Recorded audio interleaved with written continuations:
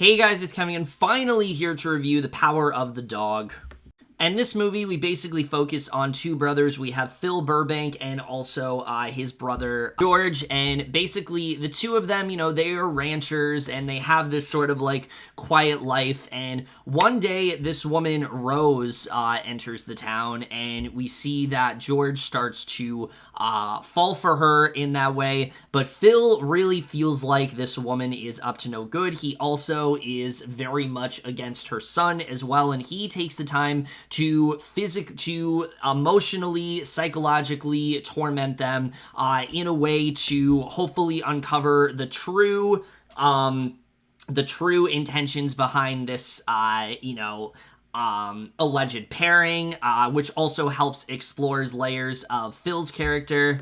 So The Power of the Dog, I was hyped out of my mind for this film. I'm not gonna lie. I mean, this is one of those films that I feel like since it's come out, everyone has been saying, like, you gotta watch The Power of the Dog. It's one of the best films of the year. You have no idea what you're really in for. And to be honest, yeah, I didn't really know what I was in for. I mean, the trailer that I watched, which was the teaser, I don't like to watch a lot of trailers these days unless I, like, have to, like, in the theater or something, or unless it's something I'm, like, really excited for. I try to kind of, like, stay away from them. And this is one of those films where I didn't really want to know a ton going into it. All I really knew is that Benedict Cumberbatch is like this very like, hard-edge rancher and Jesse Plemons is his brother and it's very suspenseful. Like that's literally all I knew really going into it, and that's really all I needed to know because that was enough for me to get really excited for this movie. It did take me a while to finally review it. I've actually seen this movie twice now. The first time I watched it was actually all back when I was in Canada. I watched it then, and I just didn't have a full opinion of it. Like, I knew that how I felt about the movie in terms of, how I felt about it, but I didn't know how much I really enjoyed it. And I have to say, giving it a second watch, The Power of the Dog is absolutely one of the best movies of last year, which I already knew, but I think it's also one of the best slow burns and one of the most tense and introspective character studies that I have seen in a very long time that without a doubt is one of the best of its kind, but we are just getting into right now. And absolutely one of the things that makes this film as memorable of an experience, and I think as impactful of an experience as it is the cast here. Every single actor in this film is on their absolute A-game. I don't think there's a single actor in this movie that is wasted or doesn't have something to do. But of course, we have to talk about the truly masterful work here from Benedict Cumberbatch, who hands down gives the best performance of his entire career here, which is a lot to say because Benedict Cumberbatch is such a phenomenal actor and he's given a lot of amazing performances. But what I think particularly stands out about Phil Burbank to me is just how multifaceted this character is. He comes across in the beginning of the film and he's very cold-hearted. He's very unpleasant to be around. He's constantly lashing out at people and you just don't want anything to really do with this guy. But yet there's something about him that's so intriguing. You can tell that there's something underneath all of that anger, all of that hubris that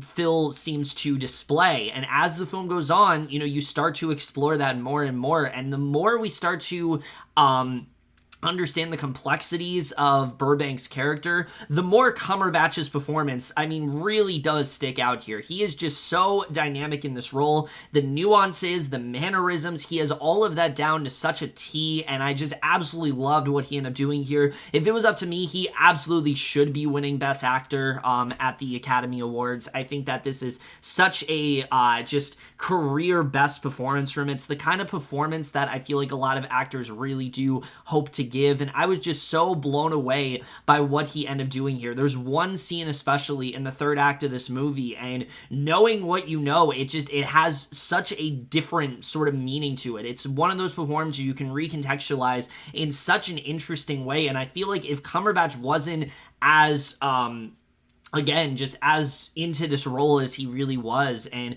giving such a commanding performance in that way, I don't think this character would be even half as compelling as he really is. But I really love what he ended up doing here. I think this is such a phenomenal work from him, and I think he absolutely deserves all of the awards that are hopefully coming his way. Just such a just such a powerhouse performance overall. However, the other big standout in this movie, and someone that seems to be getting the majority awards handed to him, and rightfully so, is Kodi Smit-McPhee, who does play Rose's son, Peter, who, this is a character where you're watching the movie and you think he's going to come across in a certain way. This is a very subtle performance. It's the kind of performance that when you first watch it, you don't really know what's up with him. You know, he seems to have a specific way of going about things. He's very quiet, he's very reserved, but as the film goes on, you start to realize that he is a little bit more intelligent than he does let on. He's a little bit more aware of what's going on, and I really did love what McPhee ended up doing here, especially when it comes to the end of this film. Again, you look at this character in such a different light, and you know, yes, he's a teenager, and yes, he's kind of going through, you know, a lot of different things within his life, but you really do come to understand what his character is truly all about, and I can't really say much more than that, other than I think he gave such a phenomenal, subtle performance here, because this is the kind of performance that is very hard to read when you first watch the movie, but, I mean, it really does captivate you with what he ends up doing. The character, he just comes across as, like, very childlike, very innocent, but once something happens, you see him in a completely different light, and I just really love what he ended up doing here. McPhee's given good performances before. I don't think anything has quite been on this level. I did not realize just the range that he had in him as an actor, and I really do hope that this is a gateway towards much better performances from here on out, because he's given good performances before, just again, nothing quite on this level for me, and I really love what he ended up doing here. Absolutely one of the best performances of the entire year, along with Cumberbatch. I think the dynamic between these two is such an interesting one to watch. It's such an integral part of the movie, especially as we get further into the film. They really start to explore this more, and I think that McPhee's performance shines through that much more here. So I really love what he ended up doing here. And then Kirsten Dunst, I think, is the other big standout here. Now, her performance, I think, is honestly very it's getting very overlooked in this movie, and that's understandable why, because her performance is even more subtle than Kodi Smit-McPhee's. You know, this is not someone that, like, has a lot of scenes where she's, like, shouting or something like that. It is a lot more calmer than that, but you really do understand this character as someone that, you know, is generally very pleasant. She's this socialite of sorts, and all of a sudden she's kind of like thrust into this world, and it really starts to self-destruct in this way, and it's such a heartbreaking performance to watch. But I think Dunst just really got into this role, giving the best performance that I've seen her give, I think, since season 2 of Fargo. I don't think she's had that great of a role since then, and she really does kill it in this movie. I love what she ended up doing here. I thought she was really great, and Jesse Plemons is good for what he has too, albeit he definitely isn't quite on the level of those three, but I don't think his performance really required that, because his performance, he's not quite as complicated as some of these other characters, you know, when it comes to George Burbank. He's someone who, he's the good brother, he's much more straight-laced, he is much more, he's much more of a do-gooder in that way, and I think overall he does do a good job with that. I think all the performances here are absolutely incredible. Everyone really does kill it in this film, and I think that is definitely one of the best things about this movie. It just performance-wise alone, I think this movie is very much worth a watch.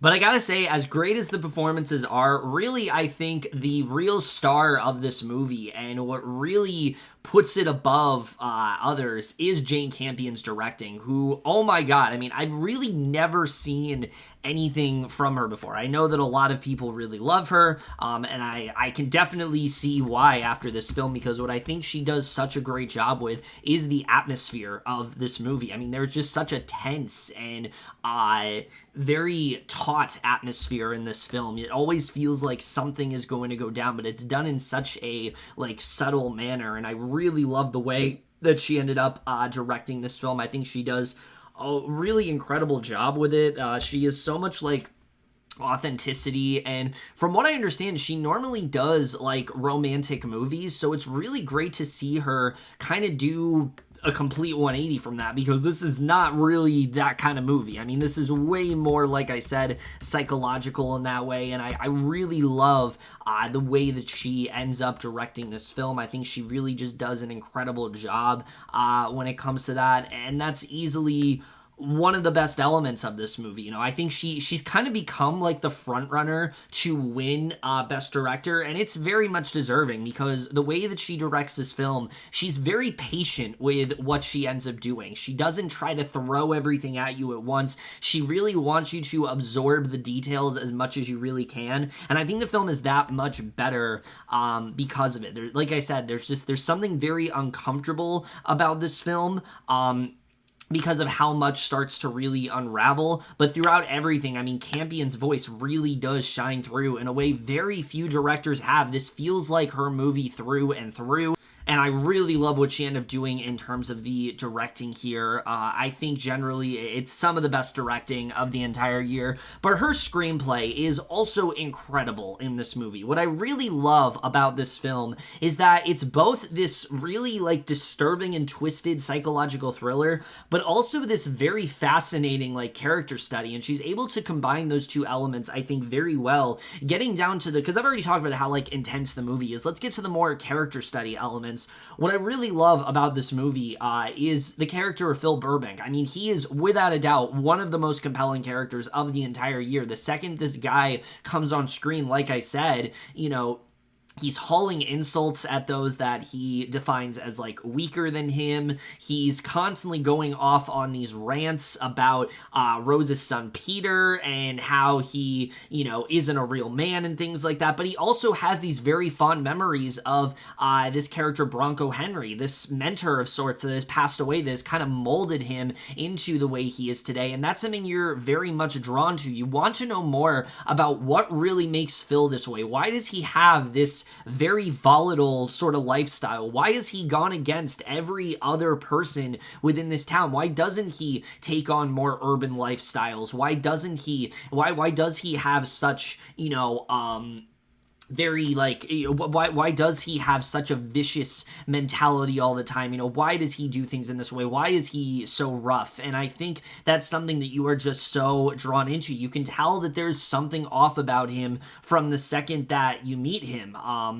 But as the film evolves, like I said, we really get a sense of what he truly is all about. There's a lot more going on with this character than on the surface. And I really do love the way Campion tells this story when it comes to Burbank, because it takes a while to get to those layers. But again, knowing what's really going on, it changes the way you look at the character. And that's something I really did love about this movie. In a way, you could say this film is very much a social commentary on toxic masculinity. Phil Burbank is someone that he has a specific code of ethics of how men should be, and if anyone deviates from that, he gets upset and he lashes out at them. But I think there's a lot more going on besides that. I think a lot of this movie is very much touching upon the idea of emotional repression. I think that's a big theme that's going on here, and I can't really get into why. But I also think another big theme of this movie is self-humiliation.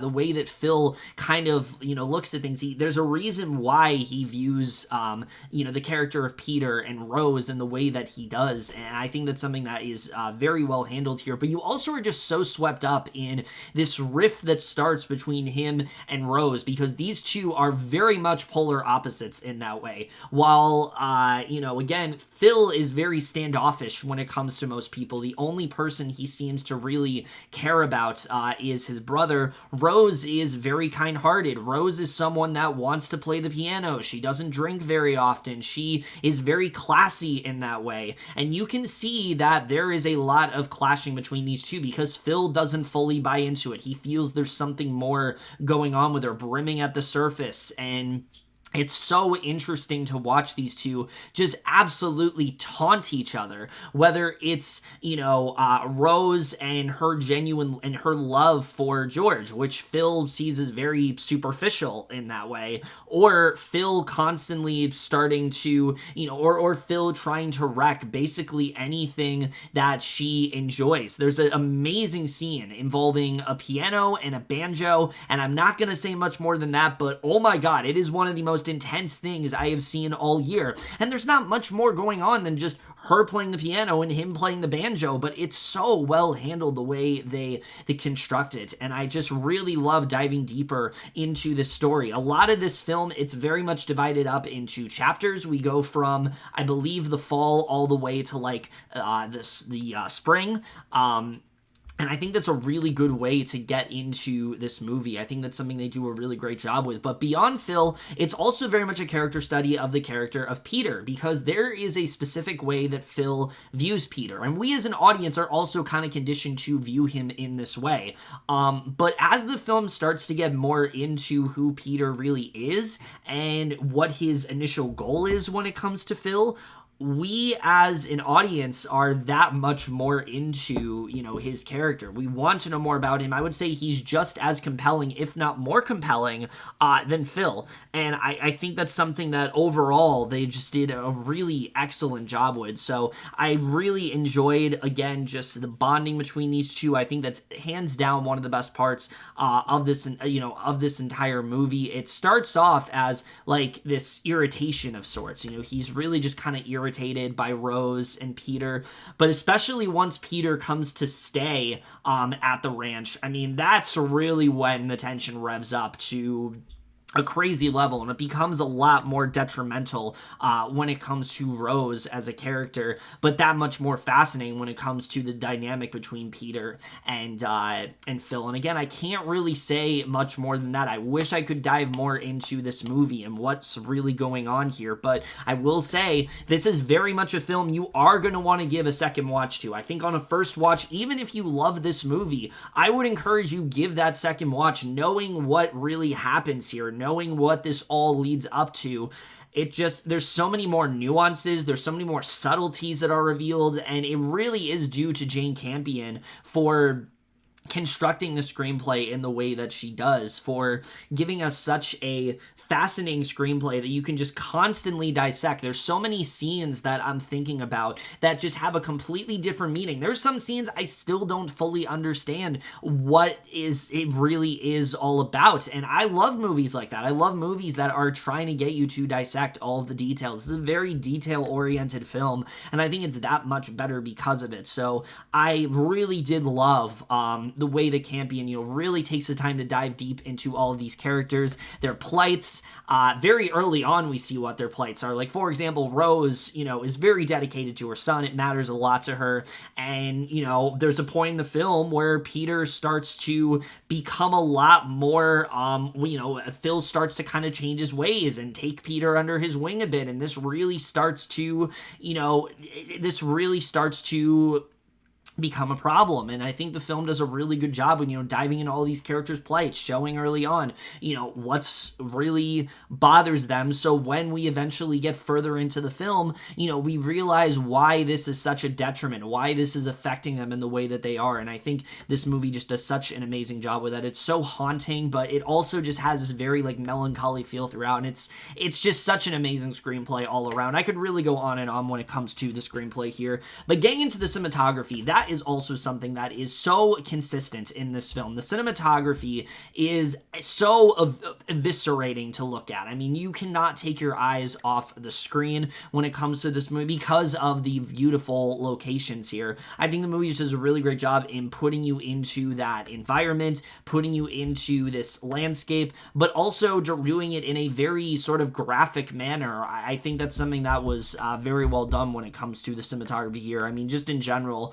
it's beautiful to look at, but it's one you really can't take your eyes off of, but you also feel kind of trapped in this environment. You're always at the ranch. You don't really venture beyond it, and you do start to feel kind of trapped after a while, and I think that's something that was very well done when it came to the cinematography. Just some of the most visceral of the entire year. I absolutely loved what was going on in terms of that. And Johnny Greenwood's score, I want to highlight it because what a year he's been having. I mean, between this, Spencer, Licorice Pizza, he really is just knocking out of the park constantly when it comes to scores, and this is probably one of his most impressive yet because it's very minimalistic at first. It's really just the like do do do do do do do do do. You heard it in the trailer.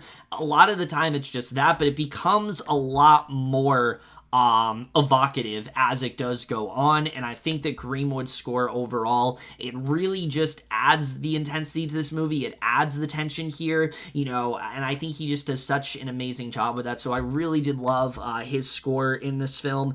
And the editing, as I said, the movie is 2 hours long, but I really do feel like it flies by. Every conversation, every scene just feels so warranted. I don't really feel like there's anything you could cut out of this movie, and I think overall they did a really amazing job with that. And I gotta say, the ending of this movie is one of the most shocking of the entire year. When it first happened, it took my breath away. My jaw was just on the floor. But again, it just added further context into what the movie was always trying to get at. There's a whole new layer to the film that was kind of, you didn't realize the movie was really exploring. And when you realize what they're really trying to do, it just makes this film that much more impressive overall. And I really did love that. Guys, The Power of the Dog is truly just a masterful film in pretty much every way. It's got some truly standout performances from Benedict Cumberbatch in the role. I think that he was really born to play as Phil Burbank. Kodi, Smit-McPhee, and Kirsten Dunst are also just absolutely incredible here. It tells such an interesting and intense story, but also this really fascinating character study that I think is really going to get to a lot of people. It's very intense to watch. It's a film that you really can't take your eyes off of in terms of cinematography. It's got a amazing evocative score from Jonny Greenwood, who continues to show why he's one of the best composers working today. And while this film is a Western movie, it's obviously much more wholly unique than a lot that you have come to know. And it has an ending that is so shocking and so unpredictable that it really just brings a whole new layer to this film. The power that, and beautifully commanded by Jane Campion, who has some of the best directing of the entire year. Power of the Dog really is everything you really could want in a movie. This is not going to be a film for everyone. It's a very slow burn in that way, but I do think it very much does pay off, especially with the way the film does wrap up. It goes in so many unexpected directions. It's a movie that I do think you're going to want to watch a couple more times to pick up on some of the nuances, but overall, I think it's very much worth the watch. It's by far one of the best movies of the entire year, and without a doubt, The Power of the Dog absolutely gets an A+.